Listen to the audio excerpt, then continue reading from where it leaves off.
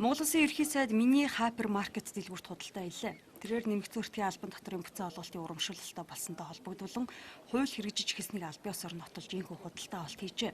Шинэ оны эхний өдрөөс эхлэн иргэд төлсөн нэмэгдсэн өртгийн албан татварынхаа 20% буцаа авах 100 сая төгрөгийн сантаа суглаанд сар бүр оролцох боломжтой болж байгаа юм.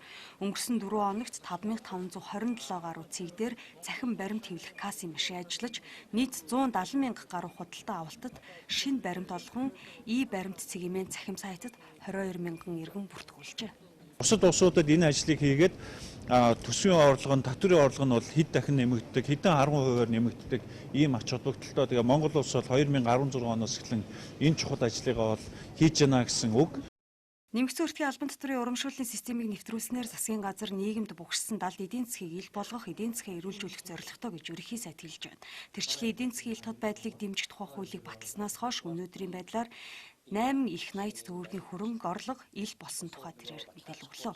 Өнөөдөр одоо манай сангийн яам татвар гайлынхан 1800 татварын байцаагч хүн болгоны араас аж ахуйн нэгж олонны араас яваад хөөцөлтөө явж шин. Одоо бол өнөөдөөс эхлээр 1800 байцаагч биш 3 сая хэрэглэгч өөрсдөө татварын байцаагчтай адилхан болчихж байна гэсэн үг.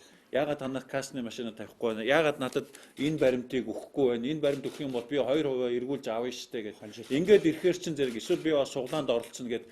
Ингээд ирэхээр зэрэг бидний хувьд дахиад ач холбогдолд юу гарч байгаа нөхөр өнөөдөр 4300 энэ кассын машин энэ бүртгэл орсон энэ систем маань эргээд өөрөө яг хэд багчтай тэр зүйл рүүгээ бүгдээрээ яваад орчиж байгаа. Үйлчлэгээ маань цоошин ийм үйлчлэгээний шин шатанд гарч байна гэдэг ийм ач холбогдол.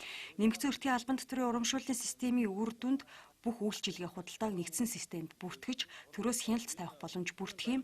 Нөгөөтэйгөр хуурамч баримт үйлдэх, худалдаа үйлчилгээгээ нүүн дардуулдаг байсан гажуудлыг засаж, төсөвдөх татварын орлого эрс нэмэгдэнэ гэж үзэж байгаамаа.